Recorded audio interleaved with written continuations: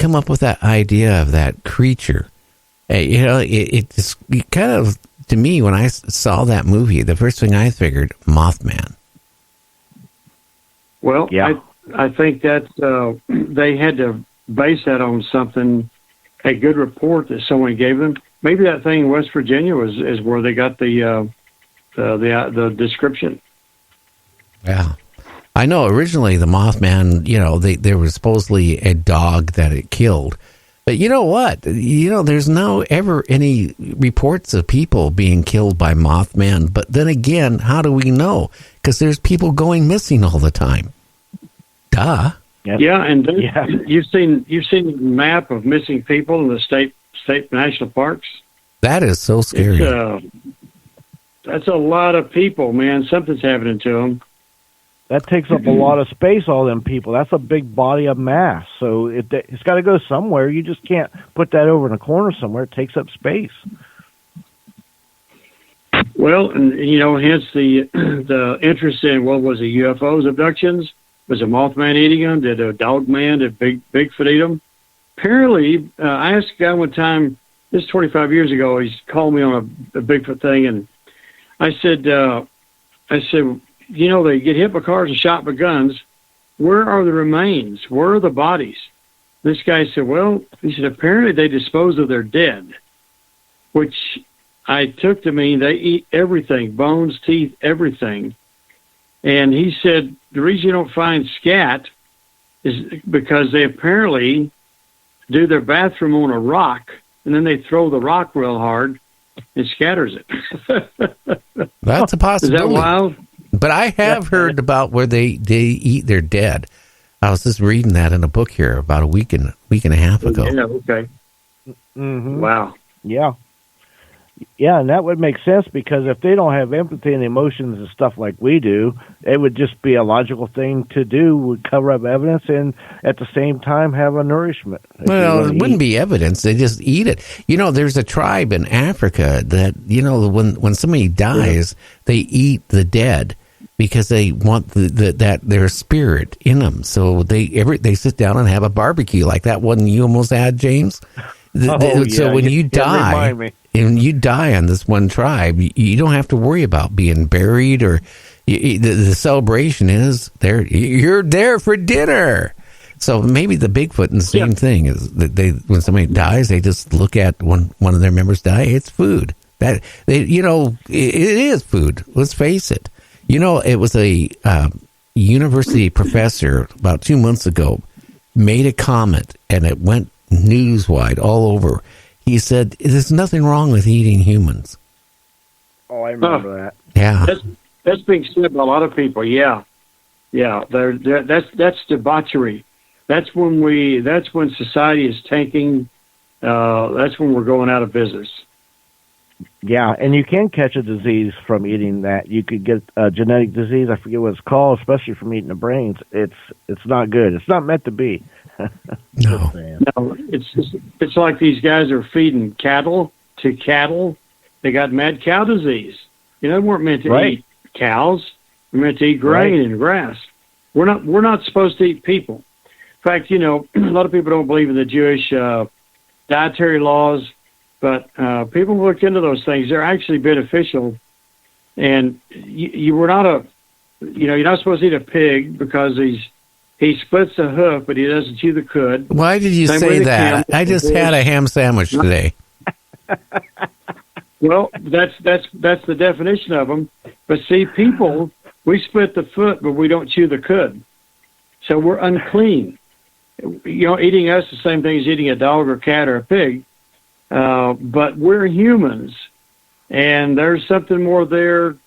Those tribes in Africa that are cannibalistic. I don't know if anyone's ever done a medical history on them to see if there's some sort of does something new genetically. I don't know. I know that Carl Ball has been in Fiji, and that's they're all pretty much Christians now. But this one old king said he had eaten 900 of his own people. And he said he almost... Right. Yeah. He couldn't he really craved the taste, and it was a real big deal for him to give it up. And I don't know I don't know what their genetic, if they have them over there or not, but it ain't supposed to be. I can tell you that. You know, what's that movie? I'm trying to think. The guy's in a hotel. They own a hotel. His sister, and they make the best hams in the county. And what happens, everybody stays at that motel or drives by. They harvest them and put them in the ground till they're ripe. And then they harvest them and make hams. I'm trying to think of the name of it. Hotel Hell. Yeah. I hate to tell you this, but that was happening here in Texas. And this guy I picked up hitchhiking was telling me these wild stories, UFOs and all that. And he went to this place where their street people and hippies were going to spend the night, and they'd have it for supper. And this guy was able to escape. And a few days later, he called his dad. He said, "Dad, you can't believe where I was." He said, "Son, go get the newspaper." Well, the newspaper, they had just busted this ring of cannibals in Texas. Oh, my. Yeah. Yeah. Maybe that's the same story. Sounds like it. Yeah, from what I read, too, is I hate to say it, I've never tried human. I have no desire to try human. But some people who actually have tasted human meat say that it's addicting, it's sweet, and all that. I don't know. They have to be sick. Long pig. Yeah, whatever. It's just wrong. It's just simply wrong. It's wrong. I agree with you, Joe. I agree. Of course, I don't know. If you're out on a raft and you've been out on a raft for 20 days out in the ocean, and there's 4 of you on the boat and one of you is close to dying, I got a funny feeling you're going to look at that guy that's almost dying as a nice T-bone steak. I hate to say it. And that has happened. Looking at your rib cage. Yeah, prime rib. Yeah. That has happened, sadly enough. There's people crashing that plane somewhere, and that's what happened. And they were rescued. Yeah, but the bad thing is that one that crashed in the plane, do you realize they were less than a mile away from a villa hotel, and they didn't even know it? Oh, really? Oh, no. They could have got rescued. That's like the Donner Party. The Donner Party were just not very far from being, into safety, and they just didn't know it, and all perished. Yeah. That's after they ate whoever they could. They ate the horses. When the horses were gone, they started eating each other. Yeah, man. Yeah. I know some Indian stories that would curl your hair. Not before my bedtime. Okay, I gotta sleep, Joe, tonight. But I'm just. I'm not. I'm not telling nothing. Okay, I'm just wondering, Bigfoot and Mothman and all these other cryptics, if they look at us as a delicacy. Well, they're more powerful than we are. Apparently, they have a lot stronger jaws. They're much stronger physically, and they. This lady had photographs up there in her area in Nebraska. I think something had pulled up these 3 trees. They figured they weighed 400 pounds apiece, or 6 or 8 inches across. Stood 2 of them upright. They pulled them out of the ground and stood them up. And then the third one, they stood up in the middle with the roots sticking up in the air. I've seen pictures of that. Not maybe that one, but it's happened in a couple of places, like in Alaska. One of my guests that was on the show sent me a whole bunch of pictures, and I first thought it was a farce till I checked in it. There was a whole bunch of trees in the area where bigger trees where I don't even know how they could do it, but they've been pulled out of the ground and reversed back into the ground. And no tire tracks or anything where, machinery done it. So, and the ones you're talking about, Gary, I've seen those from years ago.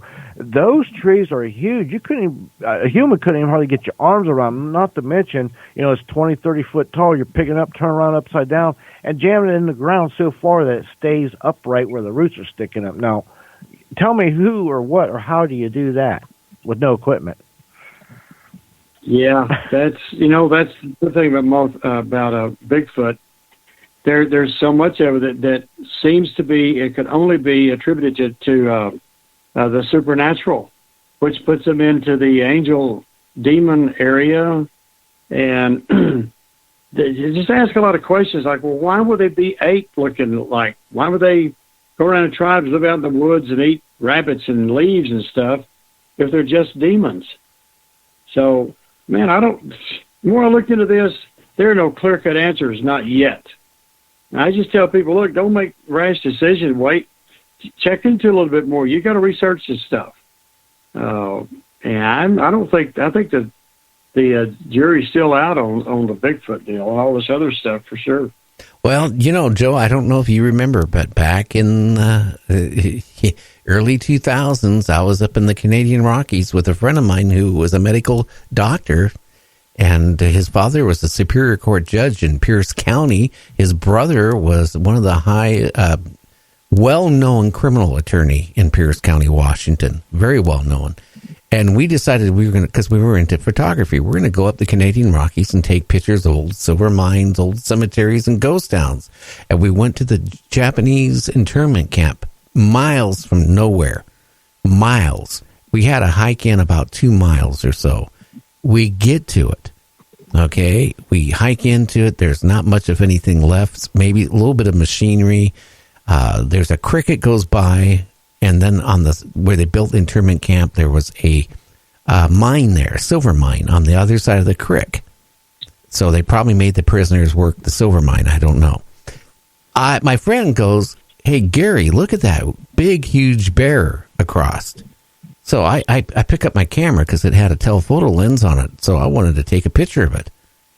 And about the same time I take that camera and I aim it at that big, huge bear, it notices me, and it screams.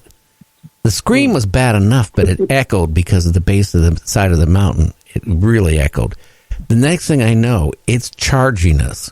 Now, it is running after us on 2 legs, 4 legs, 2 legs, 4 legs. I turned around maybe 3 or 4 times in that 2-mile run back to the car, and I noticed that's how it was running. That scared me much. We get to the car, and I'm kind of going fast because we only got a couple minutes left. I get to the car, and right at the tree line, I don't know if it was it or its mate or companion, but here's a Bigfoot bending a tree over, like a 4 or 5 inch tree, like nothing, just bending it over, and it's screaming. I get into the car first. I get the key in the ignition. I start it and put it in drive. My friend's just opening the passenger door, trying to get in. I'm dragging him about 25 feet. I could have killed him. I didn't even care. I just wanted to get away. Whatever it was took a rock and threw it and put a huge dent in the passenger front fender and part of the door. Now, the bad part is my wife just bought that car 2 weeks before the trip. She was nice enough to say, "Why don't you take the new car instead of your Jeep?" Because I had an off-road Jeep. And she said, because it had close to 100,000 miles on it, she said, "Take the new car." I have to come back and explain to my wife what happened to her car. To this day, she thinks she don't believe it. She'll never believe it. But, that's a true story. So I can honestly tell you, if it wasn't a Bigfoot, I don't know what it was. It certainly wasn't a bear. When I saw it close up and bending, the smell was so bad. This is the early part of June. There was still snow on the side of the road. It was still chilly. The smell was so bad it burnt my throat where I couldn't even hardly breathe. That's how pungent it was. Wow. That's what a Bigfoot looks like, at least to me. Again, Joe, we're almost out of time. Your website, what is it? MountBlanco.com, MTBLANCO,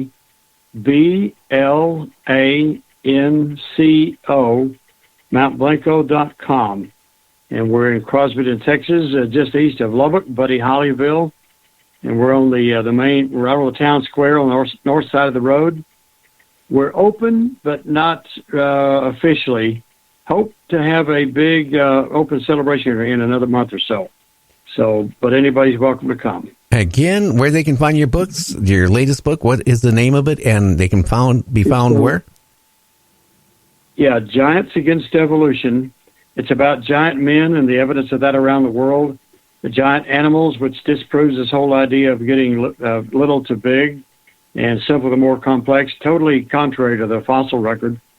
And in that, I mentioned No, we got to. Where can they find it? Where can they find it?